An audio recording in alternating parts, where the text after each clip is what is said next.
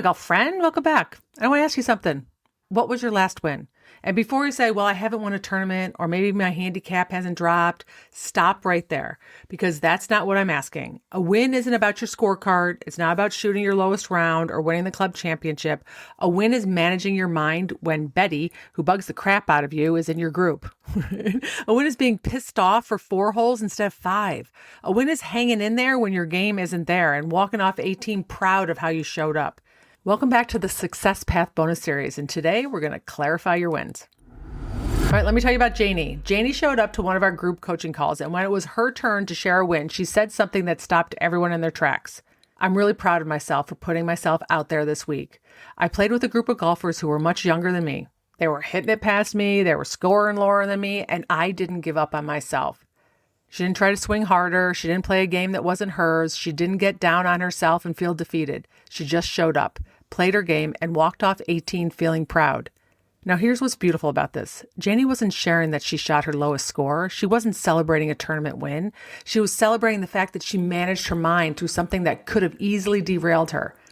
And you know what happened? The entire group cheered her on because they got it. They understood that that was the win, not the scorecard, the way she showed up. One of the reasons why I started using the term 18 proud, because that's the real goal, not shooting a certain number, but walking off 18 proud of how you handled yourself, no matter what you shot. That's a pretty good day. Here's what I know. Your brain remembers what stings the most. You can play 14 great holes, screw up 15, and all you think about is number 15. That's not your fault. That's just how your brain works. Negative emotions stick. They create stronger memories than the good stuff. But here's the problem. If you're only scanning for what went wrong, you're training your brain to expect failure. You're giving it more and more evidence that golf is hard, that you can't trust yourself, or that you're not good enough. And that becomes your default setting. So we have to intentionally train our brain to scan for wins. And not just big ones, the small ones, the process ones. Inside my group coaching calls, and I've got everyone from high schoolers to golfers in their 80s, country club players to USGA competitors, we always start with wins. And here's what counts as a win. You set an intention before you played. You didn't let someone else's game mess with yours. You managed your anxiety on the first tee. You hung in there when your game wasn't there.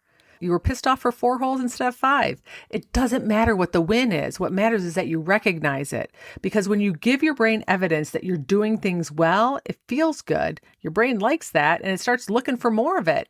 That's how you rewire your default settings. So here's your challenge this week. Before your next round, set an 18 proud intention. Ask yourself, what do I need to do today so I walk off 18 proud of how I showed up? Maybe it's stay calm on the first tee. Let go of bad shots faster. Play my own game, not someone else's. Pick one. Make it your focus. And then after your round, before you do anything else, write down one win. Just one. Not your score, not whether you hit every fairway, a process win. Something you did well that you want your brain to remember. Because the more you scan for wins, the more your brain will find them. If you're listening to this and thinking, I want to be a part of that group that celebrates wins like this, that's exactly what we do in my year-long transformation program. It's where golfers commit to 1 full year of rewiring their mental game with live coaching, community support, and every tool you need to make it stick.